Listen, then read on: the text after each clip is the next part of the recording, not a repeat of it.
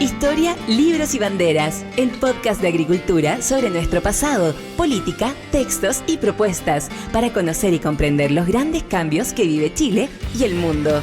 El historiador y académico Alejandro San Francisco, junto a un invitado, con una relajada pero profunda conversación, analizarán los cambios que vive hoy nuestra sociedad.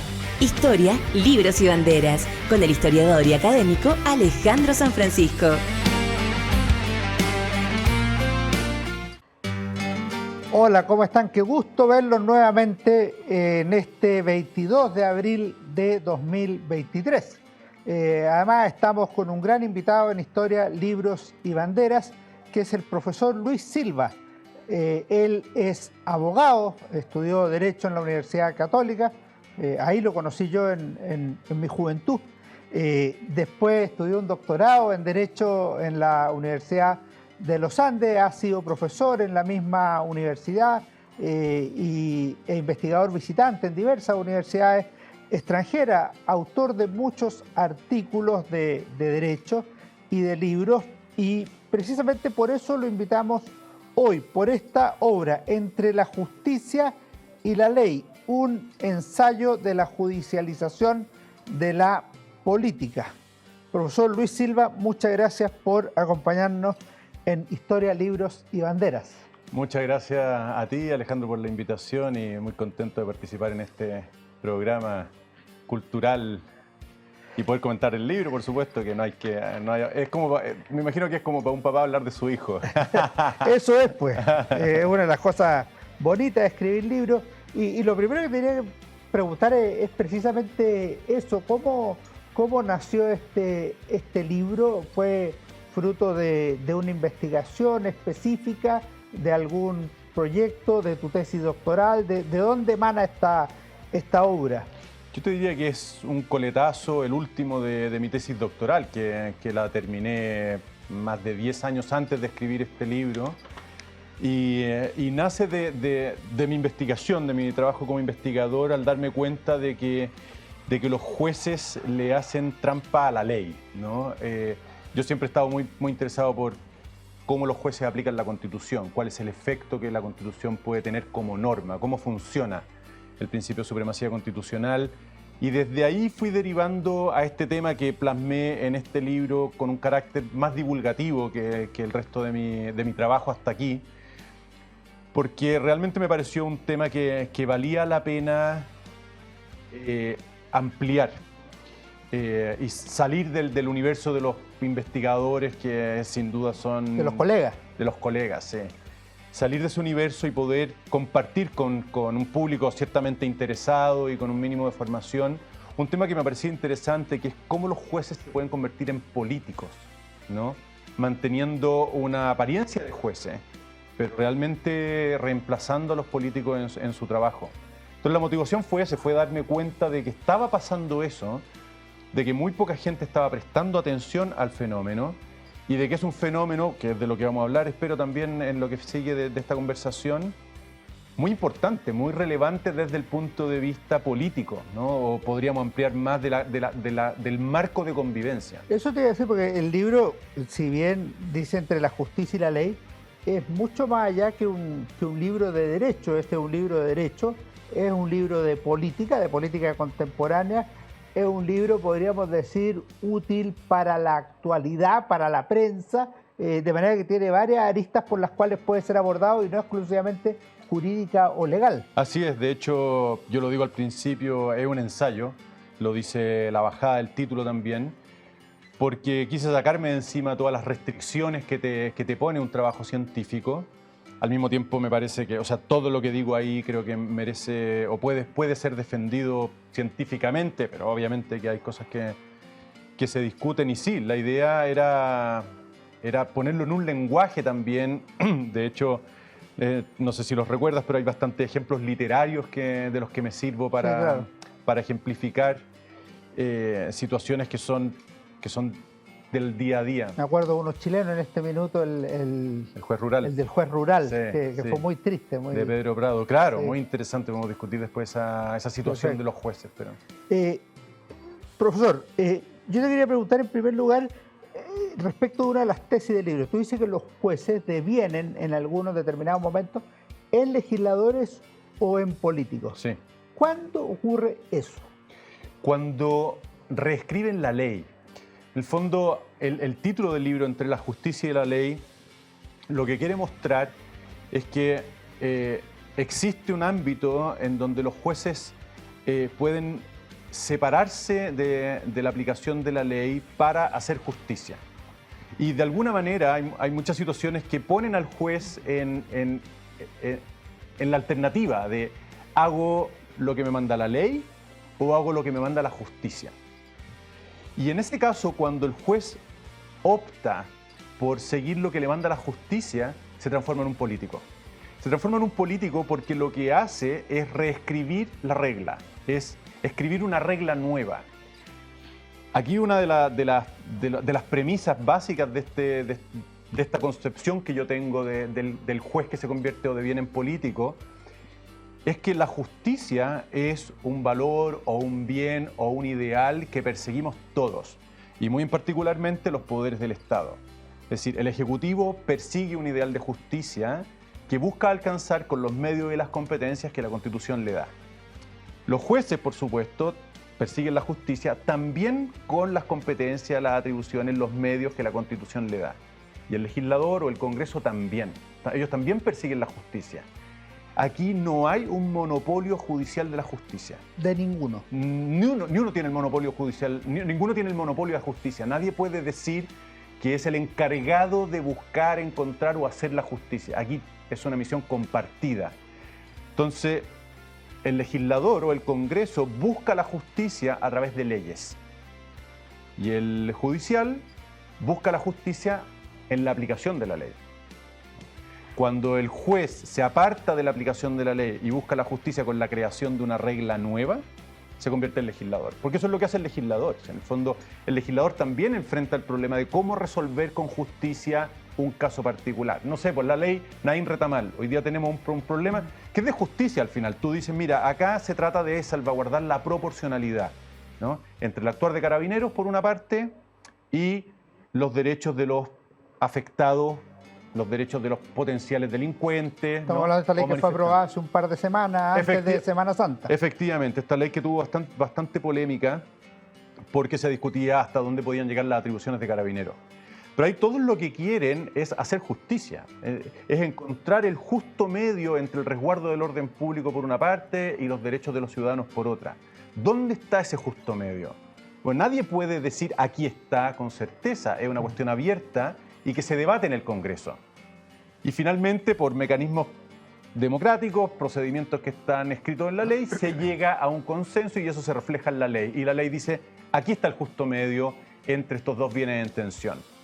Si el juez, replicando ese debate, a la hora de tener que decidir un caso concreto, se desentiende del acuerdo legislativo e impone uno propio, hace lo mismo que hizo el legislador, exactamente lo mismo. Es una nueva ley, entre comillas. Exactamente, para el caso. Pero en el fondo él vuelve a ponderar los bienes en tensión y decide que la justa medida, la proporcionalidad está en otro lugar.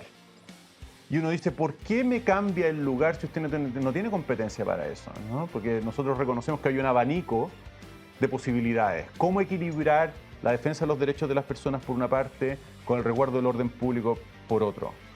Esa pregunta tiene muchas respuestas posibles, son políticas. Todas pueden defenderse desde el punto de vista de la justicia. Al final, ¿por cuál optamos? Bueno, por aquella que tenga mayoría en el Congreso. Ahora, por lo que yo veo en tu libro, es un fenómeno que se da en distintos lugares del mundo. Lo que pasa es que tú lo aterrizas un poco en Chile. ¿Cómo llega a Chile esta, llamémosla costumbre o esta iniciativa de que los jueces se pongan creativos, legisladores o políticos?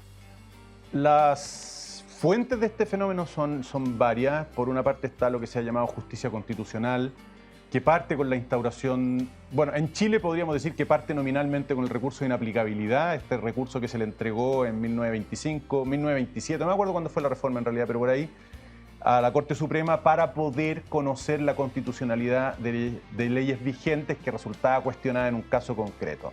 Es decir, nominalmente digo porque la Corte Suprema nunca hizo verdadero uso de esta facultad. Luego se instala el Tribunal Constitucional, que empieza a aplicar la Constitución a las leyes, y después viene el recurso de protección, que abre a los jueces, a los tribunales ordinarios la posibilidad de aplicar directamente la Constitución. Ya estamos hablando del año 70. Efectivamente, 76 para ser más concreto, y desde entonces el uso de este recurso ha ido en creciente aumento. Y eso empieza a habituar a los jueces, a la ciudadanía, a los operadores jurídicos, empieza a habituarlos a la aplicación de la Constitución como norma autónoma. Y luego por la aplicación de este principio de jerárquico que dice que la Constitución está por sobre la ley y que en un eventual conflicto entre las dos debe preferirse la Constitución, empieza a aplicarse la Constitución contra la ley, ¿no? Y nos acostumbramos a ello, ¿no? Porque asumimos que la Constitución es la norma suprema y por lo tanto nada puede impedir que la Constitución sea aplicada cuando, vamos a decirlo así, la justicia lo requiere. Obviamente que el caso norteamericano, la Corte Suprema norteamericana, que viene actuando de esta manera con vaivenes, por supuesto, desde 1803, y la justicia constitucional en Europa, también con sus diferencias. Tu nombre el caso Roe versus Wade. Ahí Bueno, ese es un excelente ejemplo de cómo la Corte Suprema legisló, definitivamente. O sea, allí lo que la Corte Suprema hace el año 72, si no recuerdo mal, es la sentencia. Ahí lo que hace es decir que el derecho a la privacidad implica que ningún Estado puede prohibir el aborto, ¿no? Y eso es una regla. Eso es para todos los estados. Ellos, claro, la Corte Suprema de todos los Estados Unidos fija la regla que tiene un alcance federal. Y entonces ellos definen una regla que tiene efectos jurídicos para toda la nación. Pero eso es una lógica norteamericana, no una lógica chilena. Si pasar eso en Chile vale para el caso concreto solamente. Bueno, lamentablemente no. De hecho, tenemos un ejemplo muy reciente. Debiera valer para el caso concreto, pero tenemos un ejemplo muy reciente, que es la sentencia que dictó la Corte Suprema a propósito de la devolución de los excedentes por los cobros operados en la tabla de factores que hicieron la ISAPRE. Por la ISAPRE. ¿No? En que lo obliga a devolver, no sé si son 1.400, 1.700 millones de dólares en un plazo de 2 o 3 años. Ellos conocieron un caso concreto y decidieron, la tercera sala de la Corte Suprema decide, cosa que es absolutamente inconstitucional, decide que esa sentencia tiene efectos para todos. Se hace una ley. Fijó una ley, definitivamente fijó una regla, ¿no? Ahora, eso nos lleva a un tema muy, muy de fondo. Si es que ocurre eso, ¿es siempre por desidia o falta de trabajo de un poder? Porque efectivamente ahí el que debería hacer esa ley o derogar otra ley o modificar la ya existente es el Poder Legislativo. Si requiere alguna moción del Ejecutivo, así tendrá que ser. Pero es evidente que cuando un juez legisla y lo hace a vista y paciencia de los otros poderes del Estado, alguien está haciendo mal su pega y hay otros que no están haciendo su pega. Es una de las hipótesis, de hecho la trato en el libro, le llamo la complicidad del legislador. Porque efectivamente hay casos como el de la ISAPRE, yo creo que es el mejor ejemplo que tenemos hoy día en Chile. Hay casos en que el Congreso, el Poder Legislativo, omite a legislar. Y persiste una situación que demanda una regla y que está llegando a tribunales, ¿no? El caso del cobro, el alza del precio base en primer lugar, la tabla de factores ahora, son excelentes ejemplos. Eso era un problema que crea, entre comillas, el Tribunal Constitucional en el 2010, que nace una laguna legal, es decir, se declara inconstitucional una norma, esa laguna no es rellenada por el legislador y empiezan a llegar las causas a los tribunales de justicia y los tribunales de justicia tienen que resolver. Esta sentencia que dictó la Corte Suprema en enero... Cuestión que es obligatoria para los tribunales de justicia. Sí, pues ellos no pueden excusarse. Ellos no pueden excusarse diciendo, miren, no hay ley que no resuelva el asunto. Y ellos tienen que resolver. Aparte de que en la tercera sala, que no es la única, pero hay jueces que les gusta este tipo de situaciones porque tienen este afán justiciero, ¿no? Pero en definitiva lo que hizo la Corte Suprema es dar respuesta a un problema que debió haber sido abordado por el legislador hace mucho tiempo. Y esos son los casos, y a mí me gusta decir que ese es un caso de complicidad del legislador, porque para el legislador es incómodo regular esta materia, ¿no? Es impopular, porque en el fondo significa jugársela por un sistema privado, defender un sistema privado de salud, significa probablemente justificar algún tipo de alza en los planes de salud, porque si no el sistema es inviable, eso obviamente de cara al asegurado es siempre impopular, y en el fondo lo que hace el legislador al final es sacar las castañas con la mano del gato. Pero eso es una hipótesis, hay hipótesis en donde el legislador hace la pega y definitivamente los tribunales de justicia le doblan la mano, le hacen decir al legislador algo distinto. El ámbito más flagrante es el laboral. Ahí hay reglas laborales muy claras donde la historia legislativa es explícita acerca de cómo debe ser interpretado, cuál es la razón por la cual se legisla de esa manera, y cuando caen esos casos en las manos de los jueces aplicando principios y normas constitucionales, etéreas, internacionales, le hacen decir una cosa distinta o simplemente ignoran lo que dice la ley. Y ahí no hay complicidad del legislador, el legislador ha hecho la pega. Ahí vi que el argumento que ocupaban en algunos casos era que el derecho laboral era un derecho foral que protegía al más débil, por ende tenían que jugarse por esa interpretación. Claro, pero eso es una consideración política. Política, ciertamente. Absolutamente política. O sea, esa es la consideración que el legislador tiene en cuenta cuando dicta el Código Laboral, cuando dicta modificación al Código Laboral o dicta normas especiales. El legislador tiene esta mirada y dice, mira, acá hay dos partes que no son simétricas, una es más débil que la otra, por lo tanto, en la ley tenemos que compensar. Pero resulta que después llega esa ley donde se está compensando. Donde ya está resuelto ese exactamente, tema. Y el juez reactiva la lógica política y dice, mira, que hay una parte que es más débil que la otra y por lo tanto vamos a compensar. Pero señor, si esa es la tarea del legislador, ¿no? Y sin embargo ellos lo asumen como propia y legislan, pues es lo que hacen, legislar. Y por eso se habla de judicialización de la política. También podría invertirse la politización de la justicia, es irrelevante, en la práctica irrelevante. Pero en el fondo lo que tenemos es jueces realizando un discurso político para justificar una norma especial. Estamos conversando con el profesor Luis Silva. Entre la justicia y la ley es el libro que estamos analizando.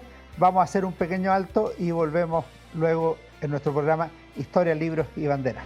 En CMPC llevamos un largo camino fortaleciendo nuestro trabajo, lo que nos ha permitido desarrollar distintas iniciativas junto a comunidades, por ejemplo, con la recuperación de un árbol extinto o el restablecimiento de agua potable en zonas rurales, la conexión del turismo y cultura a través de una sola ruta, o también el desarrollo de envases reciclables y amigables con el medio ambiente. Son esos y otros desafíos los que hoy nos permiten creer en el valor de las soluciones inspiradas en la naturaleza. CMPC, creando valor natural. Conoce más en cmpc.com.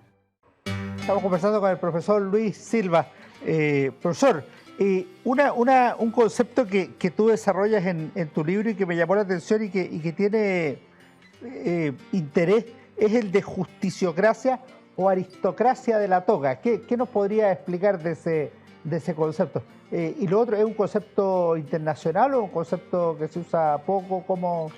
Todavía no está demasiado difundido, pero definitivamente no es mío, no es un neologismo que haya inventado yo. Hay un libro que se llama Juristocracy, Juristocracia, y yo lo tomé de él, ignoro si tiene más antigüedad que eso, pero en el fondo lo que denota ese término es la idea de un poder aristocrático que reside en el judicial. Es decir, el poder judicial es una aristocracia y como cualquier aristocracia es un núcleo de poder político compartido por unos pocos, los aristócratas, ¿no? Que en este caso son los jueces, que forman una especie de, bueno, literalmente aristocracia, es decir, para pertenecer a ese grupo no hay que tener sangre azul, pero definitivamente hay que haber hecho la carrera judicial, hay que conocer los códigos de ese ámbito, etcétera, y ahí se ejerce poder político,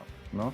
Se ejerce poder político. Entonces la idea de calificar de juristocracia al poder judicial o como aristócratas de la toga a los jueces tiene este propósito de casi lúdico también, de subrayar que los jueces ejercen un poder político o pueden ejercer un poder político cuando por hacer justicia se apartan de la ley. Esa es la cuestión esencial. Vimos el tema de las ISAPRES como una manifestación del del problema que tratas en tu libro, el derecho laboral.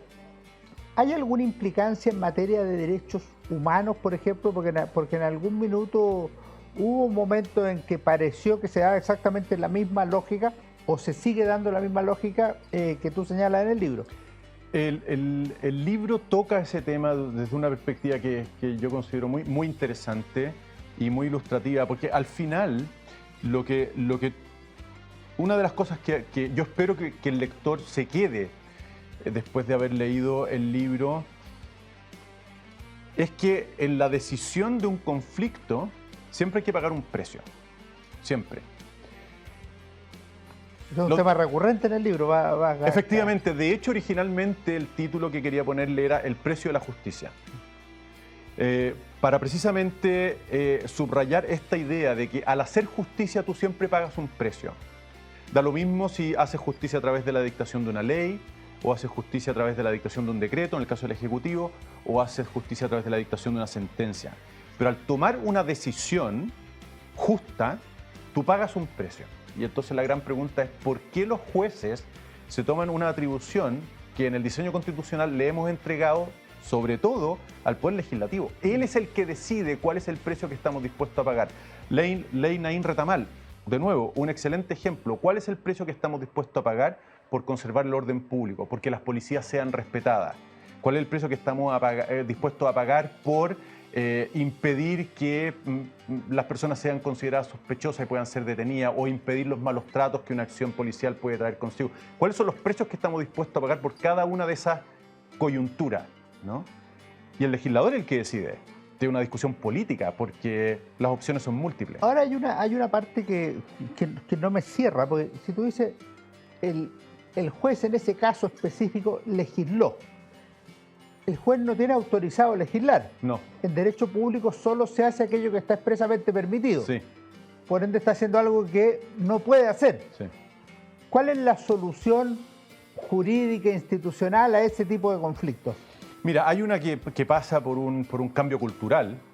Obviamente hoy día, me parece a mí, la dirección del péndulo va precisamente en la dirección opuesta a la que yo querría. Hoy existe una amplia autorización a los jueces para resolver los problemas de justicia según su propio criterio. Esa es la tendencia hoy día, todavía. Para impedir que eso ocurra, tiene que darse un proceso cultural inverso, es decir, en las facultades de Derecho tiene que empezar a enseñarse cuál es el costo que se paga en términos políticos, en términos de democracia, que es la última línea de toda esta discusión, por permitir que los jueces hagan lo que hacen. Pero claro, nosotros todavía ni siquiera hemos visto llegar a la Corte Suprema a jueces que hayan sido formados en esta lógica. Es decir, todavía nos queda mucho por ver, creo yo, de este péndulo. Porque todavía los ministros de la Corte Suprema que están allí son hombres formados en un cierto positivismo, ¿no?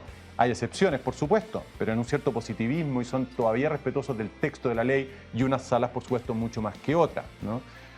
Pero cuando lleguen allí los alumnos que han sido formados en la escuela de Robert Alexis, de Ronald Dworkin, cuando lleguen allí los alumnos que han bebido y solo han bebido de la fuente de los derechos, de los tratados internacionales de derechos humanos y de la jurisprudencia de la Corte Interamericana de Derechos Humanos, vamos a ver una Corte seguro mucho más activista, mucho más politizada en el sentido de...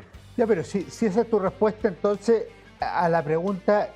¿Qué consecuencia tiene violar ese principio de que solo se puede hacer aquello que está expresamente permitido? No tiene ninguna consecuencia. Muy débil, o sea, ahí hay una oportunidad para el poder político de ponerse más pesado. El poder político podría hacerlo. De la misma manera en que la Corte Suprema ha reaccionado cuando se la cuestiona, un ejemplo muy débil, pero que sin embargo sirve, es por ejemplo la reacción de la Corte Suprema frente a las palabras del presidente Boric cuando indultó a estos 13 condenados, ¿cierto? No sé si te recuerdas, sí, pero dijo que uno de ellos estaba indultado. A comienzo de este año. Exactamente, a uno lo indultaba porque el proceso revelaba graves falencias y a los otros los indultaba porque no eran delincuentes. Eso obviamente de fondo implicaba un cuestionamiento a la función de la Corte y la Corte salió a defender sus fueros. Lo mismo hizo con mucho más violencia. Y los fallos, por ende. Por supuesto. Lo mismo hizo la Corte en su momento con mucha mayor mucho mayor énfasis cuando Sergio Muñoz era presidente de la Corte Suprema y la ministra entonces del Medio Ambiente, Benítez, del gobierno de Piñera II, salió a criticar el fallo Castilla. Cuando tú lees la declaración, el Poder Judicial está defendiendo su fuero en contra de la intromisión del político de una manera salvaje. Bueno, ¿por qué no a la inversa? ¿Por qué el Poder Político no puede denunciar las intromisiones que el Poder Judicial haga en su esfera? Yo creo que se puede hacer. Eso ocurrió en algún minuto. Por supuesto. En el gobierno del presidente Allende Efectivamente. hubo una disputa pública con la Corte Suprema. Efectivamente, y el presidente Allende se negaba a acatar el fallo. Bueno, de hecho el presidente Allende y su gobierno defendió que no era competencia de la Corte meterse donde se estaba metiendo. Obviamente yo ahí estoy del lado de la Corte, creo que la Corte tenía razón, creo que se le estaba excluyendo injustamente de su ámbito. Al final, obviamente, la cuestión es política, pero creo que... Lo que decía el presidente Allende era que la Corte no entendía el proceso de cambio que estábamos viviendo en Chile y por otro lado hacía juicios de mérito respecto de la sentencia. Claro, y se metían, y por lo tanto, cuestiones políticas. El argumento está correcto, habría que ver si se ajusta a la realidad de los hechos. Pero en el caso actual yo creo que hay espacio para que el Ejecutivo en particular condene ciertas decisiones de la Corte Suprema por inmiscuirse en materias que son políticas, ¿no? Yo creo que hay espacio para hacerlo y de esa manera pegarles un espolonazo a aquellos jueces que se empiezan a envalentonar porque ven que avanzan y nadie les dice nada. El caso más flagrante, que yo lo pongo en el libro, desde mi perspectiva, es ese recurso de protección que acoge la tercera sala en favor de López y Ceballos, estos dos activistas venezolanos que fueron encerrados por Maduro, en donde la Corte Suprema le ordena al gobierno chileno que oficie a la Comisión Interamericana de Derechos Humanos para que envíe una delegación a Venezuela para constatar el estado de salud de los presos. Sin la Corte Suprema tomándose atribuciones de relaciones internacionales. Sí, claro, ya tenemos un doble eje de relaciones internacionales, el Ejecutivo y la Corte Suprema. Efectivamente, cuando la Constitución es clarísima al decir que el titular en conducir las relaciones internacionales es el presidente de la República. Así es.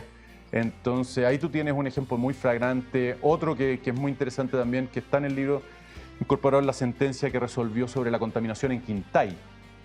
Porque la sentencia no solo se limita a decir, por ejemplo, que efectivamente los niveles de contaminación son superiores a los que permite la norma, sino que detalla todo un programa de acciones a tomar por parte de la administración para impedir que eso siga ocurriendo, ¿no? Lo cual nos lleva por un camino que es el que ha recorrido Colombia, que tiene una Corte Constitucional que prácticamente es la cabeza del gobierno en ese país, al punto que ellos tienen una oficina especializada para hacerle seguimiento al cumplimiento de los fallos. Una sentencia como la que yo te estoy comentando ahora de Quintay, una sentencia como esa en Colombia tendría una oficina haciendo seguimiento para ver cómo el Ejecutivo ha dado cumplimiento a cada una de las disposiciones de la sentencia. Es decir, es como si ahora la Corte Suprema instalara o levantara una oficina para hacerle seguimiento al cumplimiento del fallo sobre la ISAPRE. ¿Se va a devolver o no se va a devolver? ¿Cuándo se va a devolver? ¿Cuánto se está devolviendo?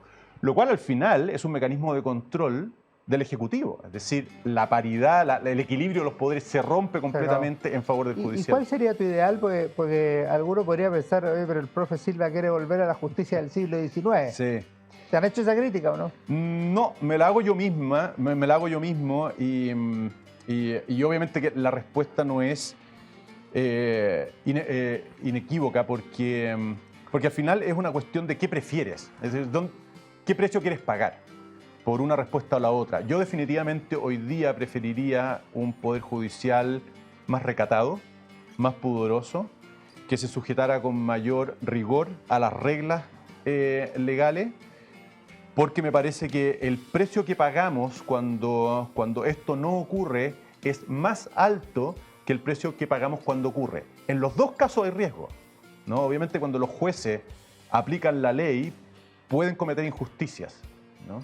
Pero yo prefiero pagar ese precio que el precio que pagamos para que, no cometiendo esas injusticias con la aplicación de la ley, se empiece a debilitar todo el sistema que tenemos de distribución de poderes, y muy en particular el de la ley. En el fondo, la ley es la que queda en peor posición con esta actitud de los jueces. Entonces yo hoy día preferiría definitivamente, yo lo enseño así en mis clases, un sistema en donde los jueces fueran mucho más respetuosos de la ley.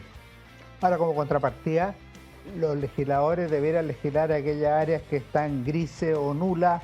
El Ejecutivo debiera asumir sus responsabilidades de manera que no tuviera que venir alguien externo a suplir los vacíos. Efectivamente, ahí hay el riesgo de un círculo vicioso, porque en el fondo el legislador sabe que si legisla deficientemente, si se hace el tonto respecto de los problemas, igual los tribunales lo van a resolver.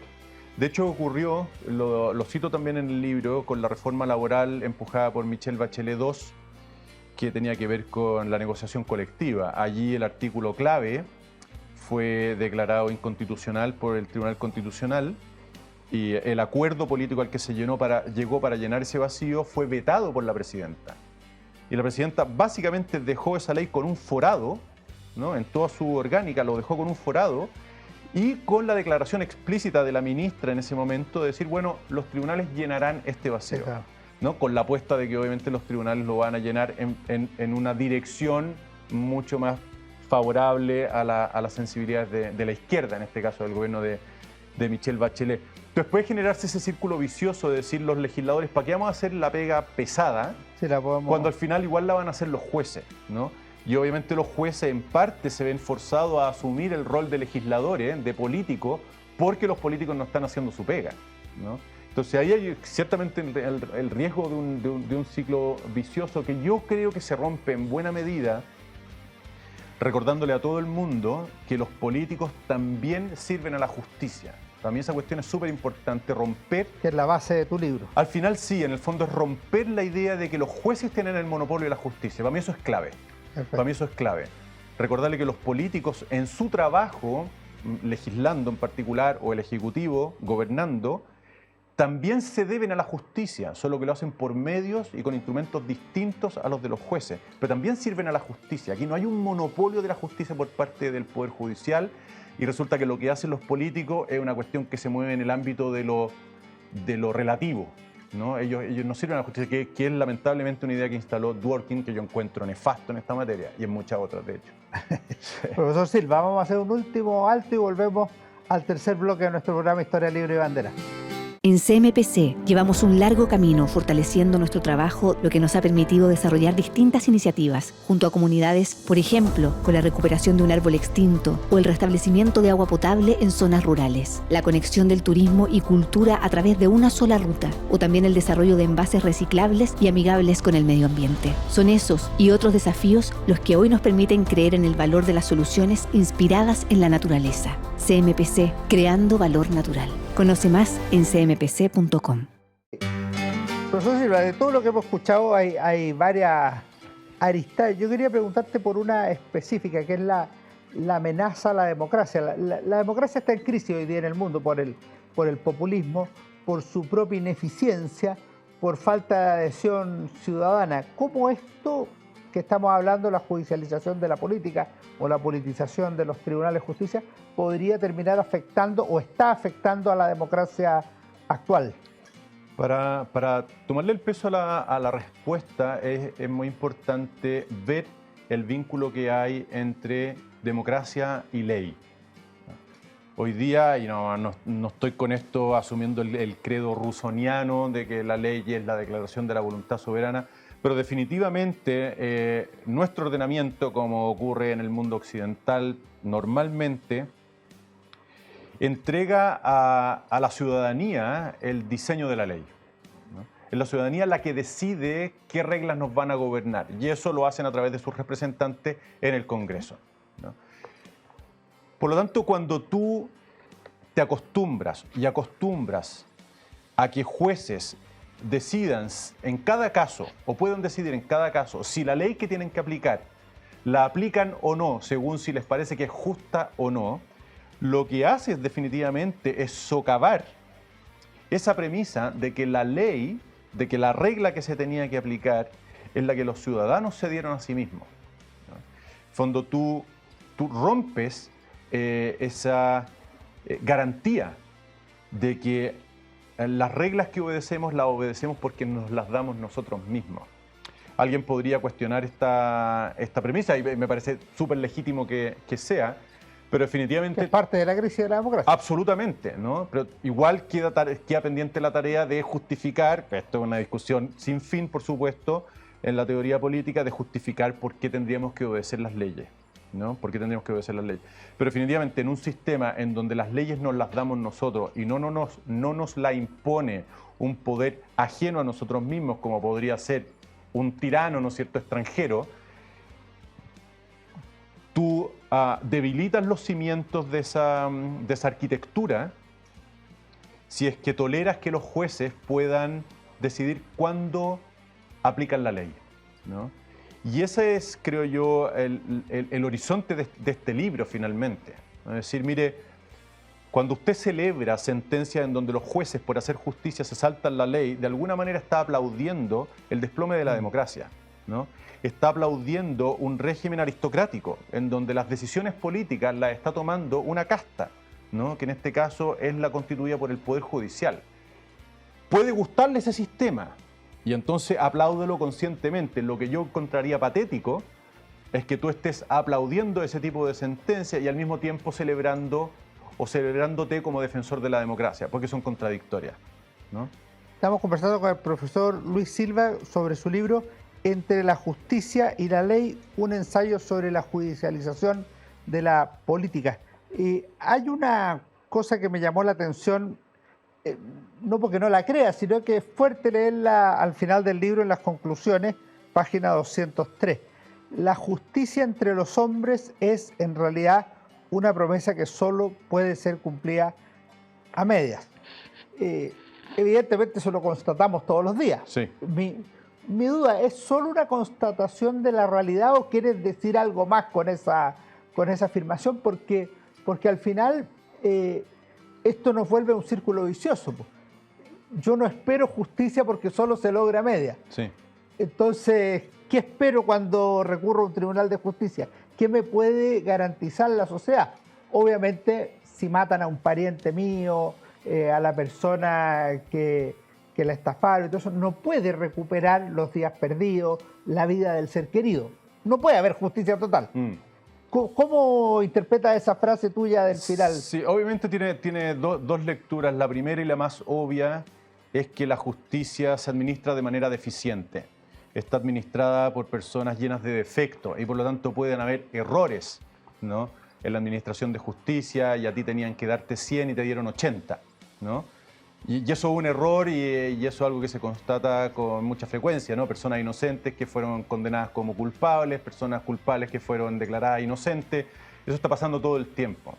Pero incluso en un sistema óptimo entre nosotros, en un sistema óptimo de definición de las reglas y de aplicación de las reglas y de revisión de las reglas, etcétera, incluso en un sistema óptimo, esta afirmación es verdadera y en ese sentido mi esperanza sería que sirva para setear las expectativas de lo que podemos esperar de nosotros mismos, ¿no? Es decir, ningún sistema te va... El otro día lo discutía, para ponerlo en términos muy concretos, lo discutía con el exdiputado Marco Antonio Núñez a propósito del problema de seguridad en Chile, porque dicen, mira, aquí tenemos que garantizar el orden público absolutamente y al mismo tiempo los derechos humanos que no pueden ser condicionados.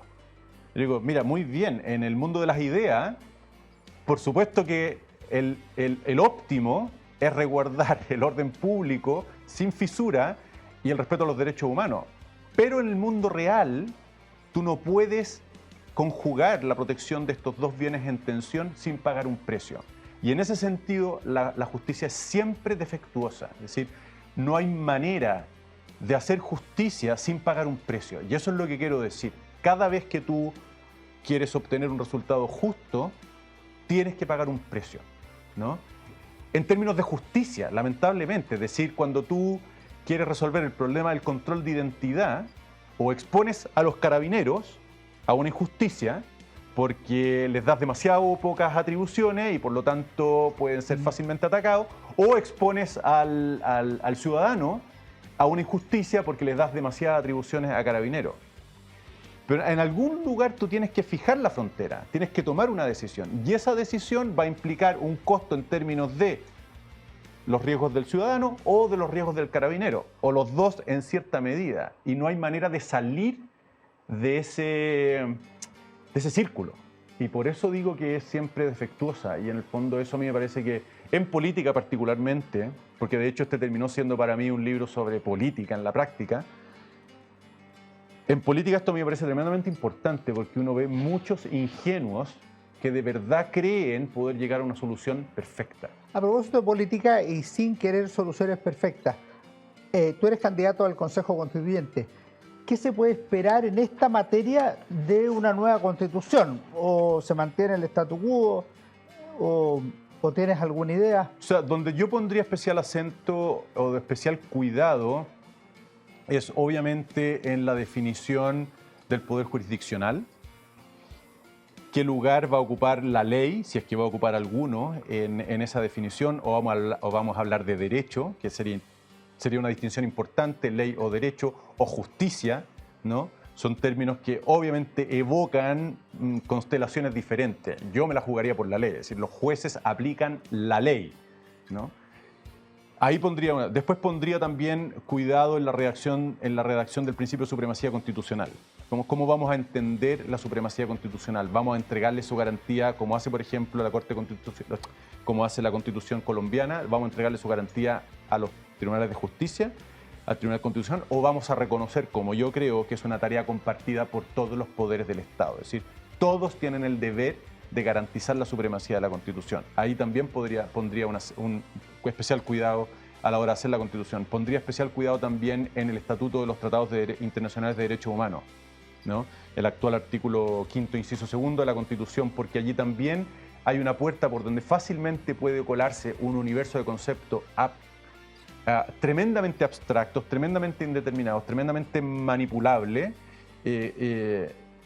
a los que los jueces no puedan ponerle coto, aún queriendo, ¿no? Entonces también sería como muy cuidadoso decir algo así como, mira, los tratados de derechos internacionales solo tienen validez ratificados por Chile y en los términos en que el legislador aclare que tienen aplicación. Sobre todo cuando se trata de materias de derechos humanos que son muy etéreos en su redacción.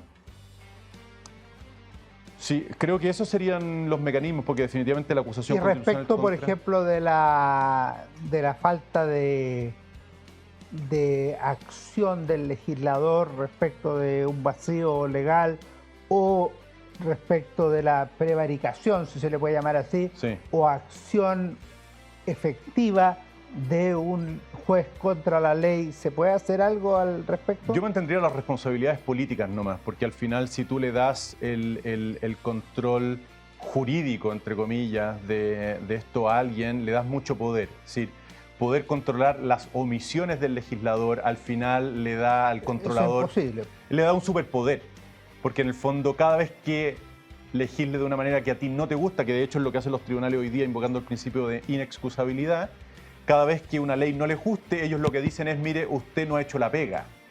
Esta no es la ley que había que aplicar. La ley que había que aplicar no existe. Esto en materia laboral es bastante frecuente, no razonan así, pero esto es lo que está en el fondo. La ley que había que aplicar, o sea, la ley que usted me dice que aplique no es la ley que aplica al caso, la ley que aplica al caso no existe y como yo no puedo excusarme a falta de ley, yo voy a dictar una regla. Entonces yo jamás le daría a nadie el poder de controlar las omisiones del legislador, salvo las responsabilidades políticas que las puede exigir principalmente la ciudadanía a través del voto. Y lo mismo en el caso de la prevaricación. Hoy día existe el delito de prevaricación, pero que yo sepa, no tiene aplicación. Porque de nuevo es muy difícil establecer la frontera entre un juez que le hizo decir a la ley algo que en realidad podía decir, pero nunca quiso decir, y decir, oye, mira, aquí el juez está aplicando mañosamente el derecho. Esa frontera es súper difícil de trazar y en la práctica, sobre todo en el espacio cultural en que nos estamos, las coordenadas culturales en las que nos estamos moviendo en esta materia hacen que sea imposible de controlar. Yo, dos últimas preguntas antes de ir a la final que le hago a todos los invitados. Una, ¿hay reacción en otros jueces respecto de los jueces que legislan o que hacen política a través de su acción o de sus fallos? Sí, definitivamente. Yo tengo en mi memoria el discurso de un postulante a la Corte de Apelaciones, dudo que haya llegado, en donde se lanza explícitamente en contra de la forma de hacer justicia que tiene o de aplicar el derecho que tiene el juez Sergio Muñoz, sin nombrar al ministro Muñoz. Es evidente que está haciendo alusión crítica, por supuesto, a ese modo de entender la justicia. Me consta, o sea, yo le he entregado mi libro a varios ministros de la Corte Suprema, hay alguno que me ha pedido ejemplares para poderlos regalar o distribuir entre sus colegas. Me consta que hay preocupación al interior de la Judicatura por esta deriva que ha tomado cierta parte del Poder Judicial, que definitivamente no es la representativa, pero es la que tiene más visibilidad, ¿no? Porque es la más taquillera. Así que sí, no, yo diría que hay preocupación, hay conciencia, hay jueces que definitivamente llenan lo que yo creo que debe ser un juez y por lo tanto hay razones para estar esperanzados, ¿no? Oye, y lo del juez rural, que tú dijiste, ¿podemos ver algo después al No, final? era simplemente que una cosa que fue como tomando cuerpo en la medida que escribí el libro era el lugar que la literatura puede utilizar en el desarrollo de los argumentos. Al final, en la literatura tú encuentras casos que, siendo ficticios, reflejan la realidad, la más pura realidad, y el conflicto del juez rural era utilísimo para graficar el punto que quería mostrar, que es la tensión en la que se halla un juez que tiene que aplicar la ley pese a que el resultado le parece injusto. Porque el juez renunció al final. El juez decide renunciar porque el peso que cae sobre sus hombros le parece que es insoportable. Pero él, hidalgamente, antes de hacerle trampa a la ley, dice, mire, yo no puedo aplicarla sin ir contra mi conciencia, así que renuncio. ¿Qué es lo que yo esperaría de los jueces? Si a usted le incomoda la ley que tiene que aplicar, renuncie, hágase a un lado. Pero no diga, mire, el peso que me pone la ley sobre mis hombros es demasiado grande, así que me lo voy a sacar y voy a hacer justicia por mi propia mano, dictando mi propia regla. Esa es la enseñanza que nos da el juez rural y, como insisto, en la literatura. ¿Es un libro que se da en la Facultad de Derecho o no? Que yo sepa, no. ¿No? Que yo sepa, no. Yo lo leí de adulto ya. Después de haber estudiado Derecho y bueno, aparte de ser un clásico de nuestro folclore, podríamos decir, literario. Y a propósito de literatura, te quería preguntar algo que le hago a todos los invitados aquí en Historia, Libros y Banderas. Profesor Silva, ¿qué libro nos recomendaría a mí, a los auditores del programa? No es obligación que sea de justicia, de ley, de judicialización. Sí. Puede ser política, puede ser literatura, puede ser temas jurídicos, lo que tú estimes conveniente. Mira, hay dos que se me vienen a la cabeza ahora. El primero es de este filósofo político Roger Scruton, británico, que tiene un libro entre los muchos que publicó que se llama Los usos del pesimismo. Básicamente es una apología del pesimismo como actitud vital. Y es tremendamente interesante y útil para ponerle paño frío a un discurso ingenuo, dominante ciertamente en la cultura hoy y que conduce a un montón de errores y justifica un montón de maniobras políticas encubiertas, un montón. Ese libro yo lo recomiendo, es muy sano reconocer que el pesimismo como actitud vital, diríamos, cumple una función de equilibrio en y está en la ocupado personalidad. como el concepto de pesimismo. Yo soy contrario al pesimismo, como contrario al optimismo del siglo XVIII. No, básicamente pesimismo acá yo lo traduciría como escepticismo. Ya, sí, eso tiene más sentido. Es una actitud muy parecida al escepticismo, ¿no? En el fondo es pesimismo en el sentido de ser escéptico frente al optimismo de los modernos, podríamos decir. Perfecto. Es un Gran escritor, fallecido hace un par de años. Hace muy poco, sí. Hace muy poco, sí. Yo tuve el gusto de conocerlo personalmente. En serio, tiene muy buenos libros. Sí, no, Varios. muy recomendable, sí. Ya. Muy recomendable. Scruton, lo dejamos anotado. Roger Scruton, Los usos del Y ese pesimismo. libro no lo he leído, me he leído como 3 o 4 Scruton y ese ni... Vale la pena, Vale. vale la pena. Y el otro, bueno, lo recomiendo porque todavía está muy reciente en mi memoria y lo disfruté desde el principio a fin, como hacía tiempo que no disfrutaba una lectura, que es una novela de un autor norteamericano contemporáneo que se llama Amor Towles, con W, que se llama Un caballero en Moscú. Es una novela de ficción, pero muy entretenida y además, no está de más decirlo, muy positiva, me parece. ¿Te acuerdas la editorial o no? Está en Anagrama, Anagrama, está publicado por Anagrama, yo no me acuerdo del traductor. La vamos a dejar Sí, anotada. y vale la pena, es una bonita novela sobre la amistad al final, esa es mi apreciación, ¿no? Una bonita novela de la amistad, pero muy inteligente, Amor Towles, muy Un caballero en culta, Moscú. muy elegante, sí, Yo recomiendo, está muy fresca en mi memoria, son miles los que podríamos discutir, pero... Profesor Silva, solo me queda agradecerte por haberme acompañado en este programa Historia, Libro y Bandera a propósito de tu libro Entre la Justicia y la Ley. No, muchas gracias a ti, Alejandro, por la invitación. Espero que haya sido una conversación digna de tu auditorio en este programa. Así fue, pues, y que te vaya muy bien en todo. Nos vemos luego porque viene mi propia recomendación de libro que hago cada semana en Historia, Libros y Bandera. Así que no se vayan. Hola, ¿cómo están? Soy Alejandro San Francisco y esta semana en Historia, Libros y Banderas queremos recomendar una excelente biografía, Andrés Bello, La pasión por el orden, de Iván Jaksic. Este es un libro que logra investigar en la abundante bibliografía y las fuentes que existen sobre Andrés Bello, llegando incluso a muchas que otros estudiosos no pudieron consultar. Además, inserta al sabio venezolano en la actividad de construcción de las naciones a comienzos del siglo XIX iberoamericano. Andrés Bello llegó a Chile en 1829 y desarrolló amplias funciones públicas, desde asesor de presidentes de la República, redactor de discursos en el periódico El Araucano, rector de la Universidad de Chile, autor del Código Civil chileno. Una persona realmente fascinante que vale la pena conocer. Andrés Bello no solo era un genio, sino que un hombre muy estudioso. Una clave para entender el siglo XIX chileno, el siglo de la construcción de la República. Andrés Bello, La pasión por el orden, de Iván Jaksic. Me parece que es un libro que vale la pena leer. Que estén muy bien. Nos vemos en nuestro próximo Historia, Libros y Banderas. Fue Historia, Libros y Banderas con Alejandro San Francisco.